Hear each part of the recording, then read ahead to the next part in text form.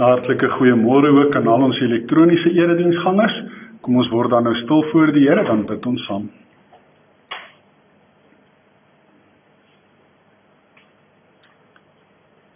Almagtige, barmhartige, genadige God en hemelse Vader, ons kom kniel vanoggend voor U troon vol glorie, om U te prys in U mag, majesteit en heerlikheid.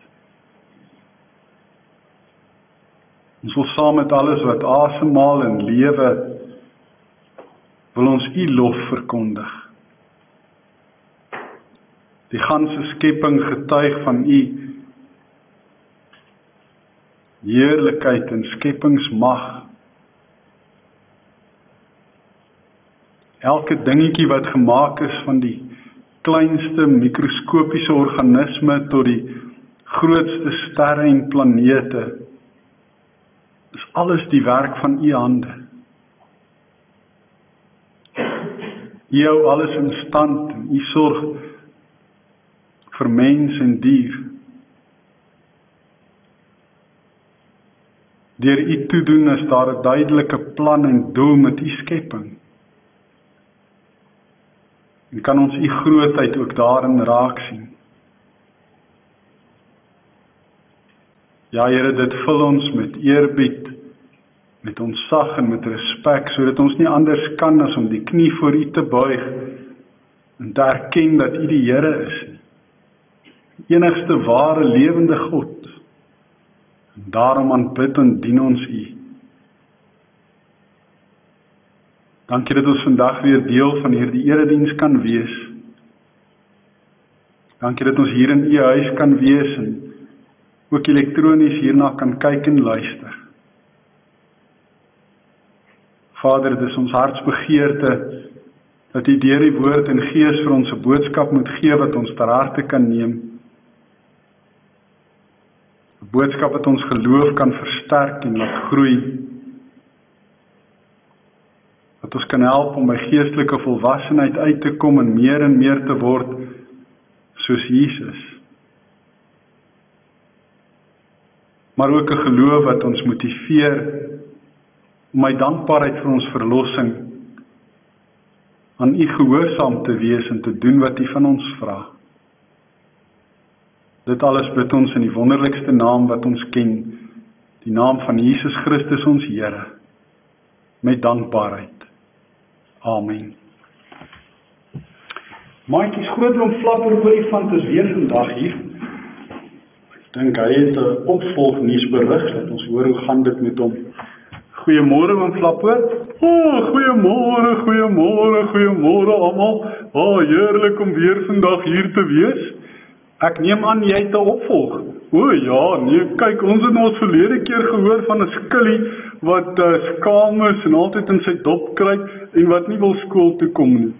En het ons nou gepraat daaroor. Ja, ons het daaroor gepraat en ons het ook gepraat oor die werk wat die Heilige Gees in ons lewe doen en hoe dat ons aan hom gehoorsaam moet wees. Het dit enigstens vir jou gehelp?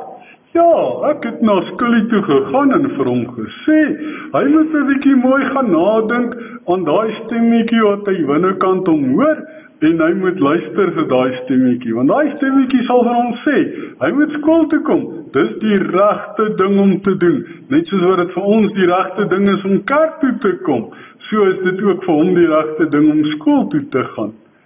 Ja, jy is heeltemal reg, en het dit toe gewerk? Ja, dit het beslis gewerk, ou skillie is daarom nou in die skool, hoor, maar daar's nog iets fout. Wat is fout? Wel, hy is altyd laaste en kom altyd laat aan in die klas, maar as die klok lui vir pouse, dan is hy entoesiasties en opgewonde en sommer vinnig eerste by die deur uit, want dan wil hy sy kos gaan eet. Ja nee, dan is hy haastig en vinnig, maar as dit kom by terug skool toe kom, as die klok na pouse weer lui, dan is hy weer heel laaste. So sy hart is nie heeltemal daarin nie, hy is nie heel hartig daar nie. En jy wil natuurlik nou hê, ons moet vandag 'n bietjie daaroor praat en vir jou raad gee, nê? Ja, ek sal dit baie waardeer. Nou maar goed, kom sit hier agter. hoor ons of ons raad uit die Bybel uit kan kry vir daardie heel hartige probleem. Ons tema is eerbied hierdie jaar, en dis waaroor ons gesels, ook vanoggend uit die profeet Maleagi. Maleagi is die heel laaste profeet in die Ou Testament, ook die heel laaste boek in die Ou Testament, en ons gaan lees in die eerste hoofstuk vanaf die 6de vers. Daar vra die Here vir sy volk deur die profeet Maleagi, waar is die eer wat my toekom? 'n seun eer sy vader, en 'n slaaf sy eienaar. As ek dan vader is, waar is die eer wat my toekom? En as ek Here is, waar is die eerbied vir my dan? Dit is wat ek, die Here, die Almagtige vir julle vra, priesters, julle wat my met minagting behandel. Maar julle vra, hoe het ons u met minagting behandel? Julle bring onrein voedsel op my altaar, en dan vra julle, hoe het ons u te nagekom? Julle doen dit wanneer julle dink die altaar van die Here kan maar met minagting behandel word, wanneer julle 'n blinde ding bring om te offer, is dit dan nie verkeerd nie? En wanneer julle 'n siek of 'n lam ding bring, is dit nie verkeerd nie? Bring bietjie so iets vir jou gouverneur. Sal hy ingenome met jou wees of jou vriendelik ontvang? Dit is wat die Here, die Almagtige sê. En dan sê julle, maak God dan tog nou goedgesind, dat hy ons genadig kan wees. As julle so optree, sal hy een van julle se versoek toestaan? Dit is wat die Here, die Almagtige sê. Was daar maar iemand onder julle wat die tempel se deure wou toesluit, sodat julle nie my altaar te vergeefs aan die brand hou nie? Ek hou nie van julle nie, sê die Here die Almagtige, en ek wil nie 'n offer van julle hê nie. Van waar die son opkom tot waar hy ondergaan, word ek deur die nasies geëer. Oral word daar vir my offers gebring, reine offers. Ek word deur die ander nasies geëer, sê die Here die Almagtige. Maar julle doen my naam oneer aan. Julle dink die altaar van die Here kan maar ontwy word, en die offers daarop met minagting behandel word, en dan sê julle nog, dis 'n klomp moeite, en julle trek die neus daarvoor op. Dit is wat die Here, die Almagtige sê. Julle bring gesteelde, lam, siek diere. Julle bring dit as offers. Moet ek ingenome wees daarmee dat julle vir my sulke goed bring? Vra die Here. Daar is 'n vloek op elke skelm wat 'n bul of 'n ram in sy kudde het en 'n gelofte doen en dan 'n verminkte ding aan die Here offer. Ek is die groot koning, sê die Here, die Almagtige. Vir my het die nasies ontsag. Tot sover ons skrifgedeelte vanoggend. Hierdie gedeelte in Maleagi se preek begin met 'n vergelyking. 'n Vergelyking tussen seuns en slawe wat eerbied het vir hulle paas en hulle eienaars. Nou, die van ons wat van die ouer generasie is, sal weet, as jou pa vir jou gesê het, kom hier, dan het jy gekom. Want jy het eerbied vir hom gehad en respek vir hom gehad. Want as jy nie dadelik gekom het as hy jou roep nie, dan was dit siepsel braaibout. Dan het jy jou chips gehad. Jy het geluister as jou pa praat. En jy het nie teëgepraat nie. As hy vir jou gevra het om iets te doen, het jy dit gedoen sonder om te sê ja, maar. Jy het dit maar net gedoen, want jy het eerbied vir hom. Nou in die Bybelse tyd, dink ek, was dit nog soveel te meer so gewees as in ons ouer generasie se tyd. En dieselfde het gegeld vir die slawe van eienaars. As die eienaar vir sy slaaf roep of hom vra om iets te doen, dan het hy dit onmiddellik gedoen, sonder praat of kla of teepraat, en hy het gehoorsaam geluister. Want anders kon hy ook baie groot moeilikheid opdoen. Hy het ook eerbied en respek vir sy eienaar gehad. En nou sê die Here vir sy volk, kyk na julle seuns, kyk hoe luister hulle en tree hulle op teenoor hulle paas. Kyk na julle slawe, kyk hoe luister hulle en tree hulle op teenoor hulle eienaars. Hulle gee vir hulle eintlik net hulle heel beste. Maar wat doen julle vir my? Hoe behandel julle my? Sy eie volk betoon nie eerbied aan God, hulle hemelse Vader. En die ergste van alles is, hulle besef dit nie eers nie. Hulle kom dit nie eers agter nie.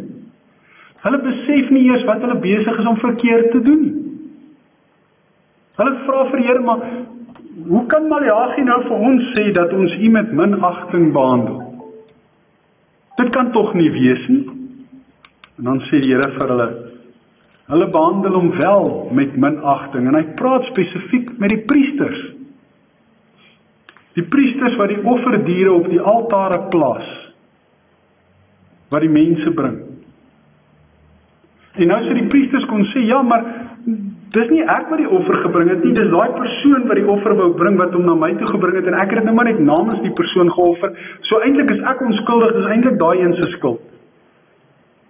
En dis wat baie mense ook maar gereeld doen.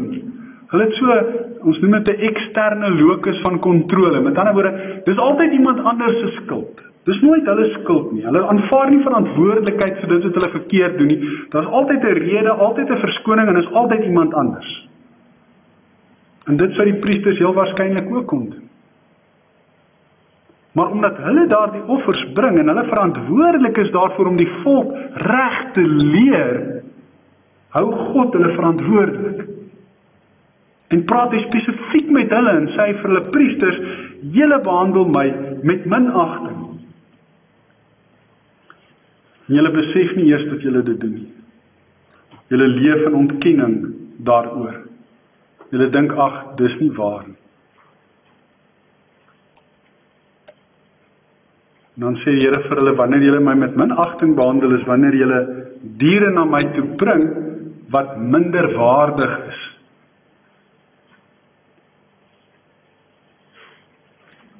Dis nie julle beste nie. Dit wat julle doen is halfhartig.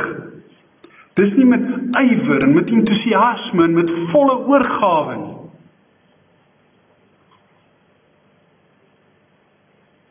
Julle gaan kyk daar in julle kudde na die diere wat julle nie regtig meer wil hê nie. Die diere wat nie so waardevol is nie. Die diere wat jy nie maklik kan verkoop nie. Die diere waarmee jy ook nie kan teel nie. Dit waarvan jy eintlik maar ontslaaf wil raak. Dit wat jy eintlik as dit ware op 'n ashoop wil weggooi. En dan vat julle daai goed en julle bring dit vir my as 'n offer. Julle doen dit dus met 'n gesindheid van minagting. Dis die teenoorgestelde van eerbied en respek en ontzag. Minagting is om iets van minder waarde te ag as wat dit regtig is. Want hierdie offers wat hulle bring is gesteelde diere. Partykeer bring hulle nie eers hulle eie diere nie. Hulle gaan steel hulle buurman se. En partykeer bring hulle blinde diere, siek diere, krepel of lam diere, verminkte diere, as offers aan die Here. En dan wil hulle hê dat hy daarmee tevrede moet wees. Hulle is besig om hulle godsdienst te beoefen met 'n halfhartigheid, wat nie net vir God minag nie, maar wat ook toon dat daar nie eerbied vir die Here is. En dan is hulle nog boonop lui ook in die proses. Hulle is gemaksigtig. Hulle trek hulle neuse daarvoor op. En hulle sê, maar is te veel moeite om vir die Here te werk. Die Here sê vir hulle, hoe moet 'n aardse goewerneur tevrede wees as julle so iets met 'n aardse goewerneur doen? Hy sal nie tevrede wees nie. Want daar julle toe die mense na Jesus toe gekom het met 'n muntstuk, het hom gevra, moet hulle belasting betaal vir die gouverneurs en vir die keiser? Toe vat hy die muntstuk en hy vra vir hulle, maar wie se kop is hierop? En hy sê toe, maar dis die keiser sin. Wat antwoord hy hulle toe? Gee vir die keiser wat die keiser toekom, en wat daarmee saam. En gee ook vir God wat God toekom. So die keiser, die belasting, die regering moet hulle deel kry, maar God moet ook sy deel kry. En ons weet wat gebeur wanneer ons nie vir die keiser sy deel gee nie. Hulle kom kla jou aan, hulle doen 'n audit, hulle daag jou voor die hof, hulle lê swaar boetes op jou neer en hulle kan jou selfs in die tronk laat toesluit. So jy gaan nie kanse vat as dit daarby kom nie. Tensy jy minder slim is. Jy gaan betaal wat jy moet betaal. Nou sê die Here vir hulle, maar as die gouverneur nie gaan tevrede wees met halfhartigheid nie, hoe wil julle hê? Moet ek, wat die groot koning, wat die Here, die Almagtige is, en hy herhaal dit soveel keer in hierdie gedeelte, moet ek daarmee tevrede wees? Hoe kan julle dit van my verwag? Hy sê, hy is die groot koning, en dan kyk hy na die ander nasies, en hy sê, maar die ander nasies het vir my meer ontzag as wat julle vir my het, julle wat my eie verbondsvolk is, wat ek lief het, wat ek uitgekies het, vir wie ek die beloofde land gegee het.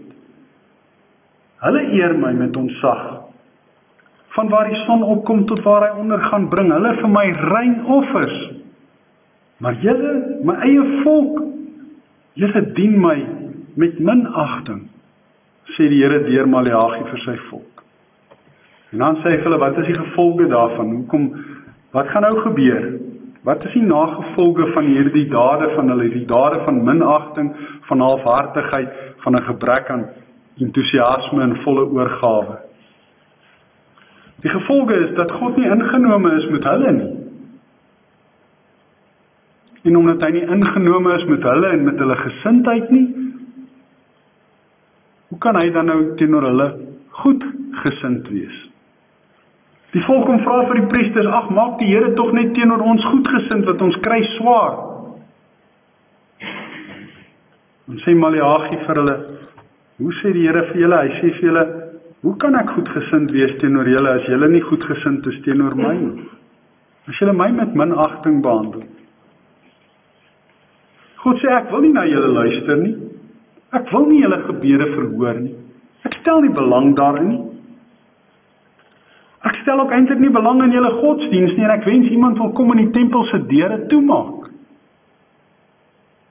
Sodat daar nie die ruimte kan wees vir julle om my hier met minagting te kom dien nie. Maak liewer die deure van die tempel toe. Hy sê, hy hou nie van hulle nie. En hy wil ook nie meer 'n offer van hulle hê nie. Want hulle gesindheid is verkeerd en die offers is met minagting nie waardig nie. En dan die laaste ding wat hy sê is, daar is 'n vloek op elkeen wat die Here minag. Met ander woorde, hulle gaan gestraf word. Net soos wat 'n seun wat nie wil luister vir sy pa nie, die gevolge daarvan gaan dra, en 'n slaaf wat ook nie luister vir sy eienaar nie, die gevolge gaan dra.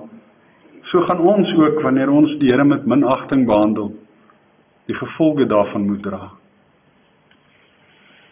Nou is die groot vraag, maar wat is die boodskap vir ons? Ons leef nie in Maleagi se tyd nie. Dit is al 'n hele paar duisend jaar daarna. En ons het ook nie meer offers wat ons vir die Here bring nie. Ons het ook nie meer priesters wat namens ons die offers op 'n altaar sit en dit aan die brand steek nie. Christus was eens en vir altyd die volmaakte offer gewees. Vandat hy geoffer is dit nie meer nodig vir ons om offers te bring nie. Hy het alles aan die kruis gedoen wat nodig is om ons verhouding met God weer te herstel, sodat daar vrede tussen ons en God kan wees. Daarom bring ons nie meer vandag offers nie. Is hier dan nou nog 'n boodskap vir ons, want hier gaan dit spesifiek oor offers. Ek dink Maleagi het nog steeds vir ons 'n baie belangrike boodskap. Want net soos wat dit in sy tyd waar was, dat God van sy kinders en sy volk verwag het om hom met eerbied en ontzag te dien, so verwag hy dit steeds vandag ook nog van ons. Ongelukkig gebeur dit dat God ook vandag nog steeds, selfs ook deur sogenaamde Christene, mense wat hulle self Christene noem, geminag word. Hoe dikwels gebeur dit nie dat 'n mens hoor dat mense van God praat asof hy eintlik maar baie klein is nie. Asof hy daar iewers laag onder op die grond funksioneer en ons hoog op ons trone sit. Sy naam word so maklik misbruik. Sy gebooie word geminag. Sy opdragte word nie gehoorsaam nie.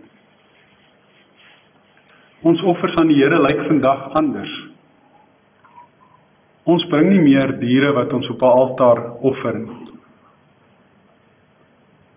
Maar ons offers aan die Here is eintlik alles wat ons doen in diens aan die Here. Dis ons godsdiensbeoefening. Dis die manier waarop ek bid. Dis die manier waarop ek Bybelstudie doen. Dis die gesindheid waarmee ek kerk toe gaan. Dis die manier waarop ek mense in nood raak sien en soos wat die Heilige Gees my lei, hulle nood verlig. Dis die manier waarop ek 'n getuie vir God in hierdie wêreld is en die manier waarop ek ander uitnooi om deel te word van sy koninkryk. Dis die manier waarop ek uitreik na hulle wat afvallig geraak het en hulle wat nie meer deel van die gemeenskap van die heiliges is nie en om hulle weer uit te nooi om weer deel daarvan te word. Dis die manier waarop ek my gawes en my talente wat God vir my gegee het, gebruik om die gemeente as liggaam van Christus op te bou. Dis die manier waarop ek betrokke is by al die werksaamhede van die kerk en al die projekte in my werk as ouderling en diaken en sondagskoolonderwyser. Dit sluit al daardie goed in, alles wat ek doen vir die Here. Dit sluit ook my dankoffers in, wat ek vir die Here gee. Want dis waarom ons dit ook offers noem, dankoffers, omdat dit van my dankbaarheid getuig. Maar so dikwels is daardie offers wat ons vir die Here bring, ook maar oorskiet en afskeep en gemaksigtig. Ons trek ook maar die neus daarvoor op en ons sê ook dikwels maar dis te veel moeite. Ons is so besig met ons eie dinge wat vir ons belangrik is, dat daar nie nog tyd en energie en krag oorbly om nog vir die Here ook iets te doen.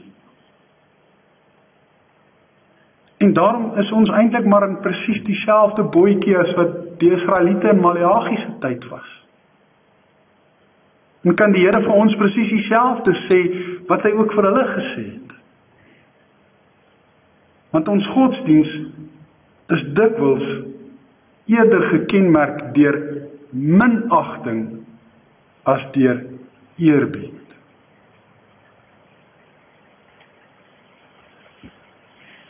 Die minagting van die Here het altyd rampspoedige gevolge.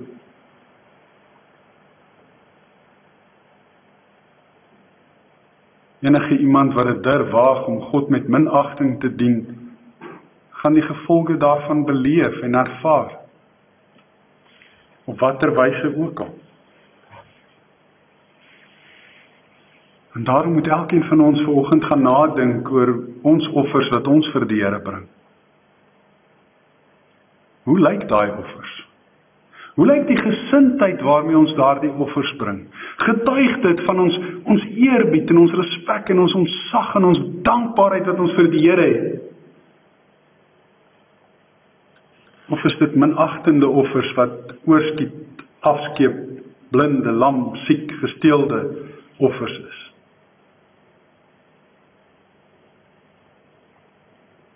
Vanoggend vra die Here vir ons om weer 'n slag te gaan kyk na ons godsdienstbeoefening.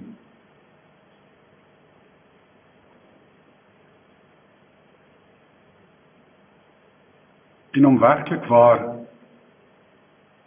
die eerbied, die respek en die ontsag wat ons vir hom het en behoort te hê, en soos wat die Gees ons lei om te hê, soos wat ons verlede keer gehoor het. Dit alles behoort ons te motiveer om die Here heelhartig te dien, met volle oorgawe, met entoesiasme.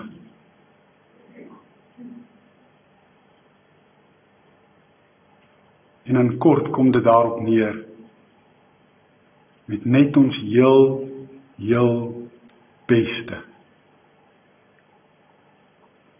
Want dit is net ons heel beste wat vir God goed genoeg is. Amen. Kom ons bid saam. Hemelse Vader, ons moet vanoggend kom bely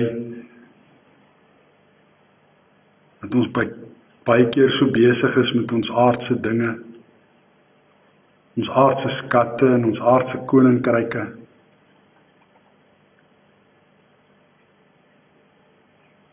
Dat ons van U verwag om tevrede te wees met ons afskeep, met ons oorskiet, met dit wat oorbly. Dat ons nie altyd ons heel beste vir U gee nie. Dit is partykeer maar outomaties en onnadenkend ons gebede bid. Dat dit wat ons in ons Bybelstudies leer, dit wat ons in preke leer, nie altyd goed is wat ons gehoorsaam doen nie.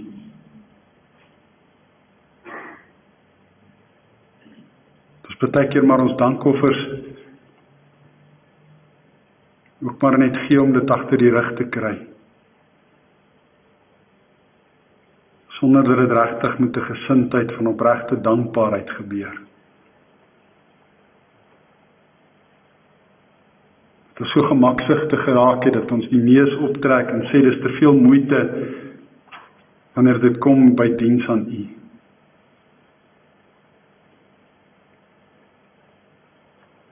Here, werk deur die Heilige Gees asseblief berou in ons harte daaroor. Gee dat ons tot bekering sal kom en dat ons daardie sonde sal laat staan en dat ons U sal dien met die nodige agting, die nodige eerbied, die nodige respek, die nodige ontsag, met net ons heel beste. Met volle oorgawe, toewyding en entoesiasme, heel hartiglik.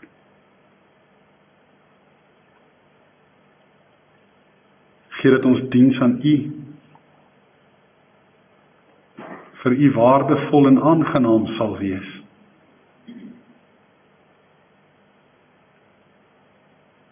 En dat U sal begeer om ook die deure van ons kerk oop te hou, eerder as dat iemand dit toesluit.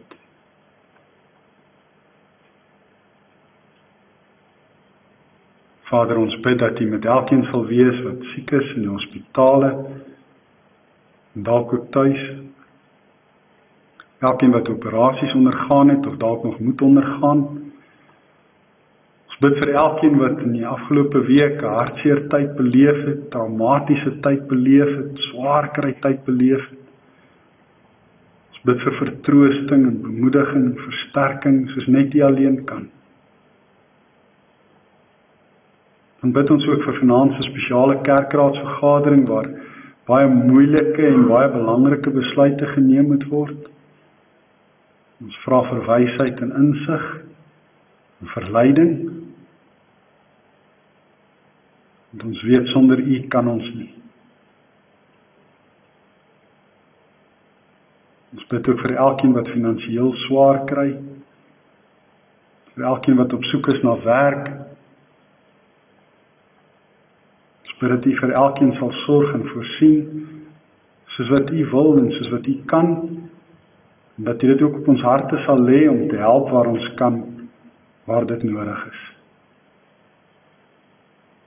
Dankie dat ons dit alles in Jesus se naam kan bid, en dat U ons gebede verhoor. Amen. Jy het nou geleentheid om die Here heelhartig te dien met die dankoffers.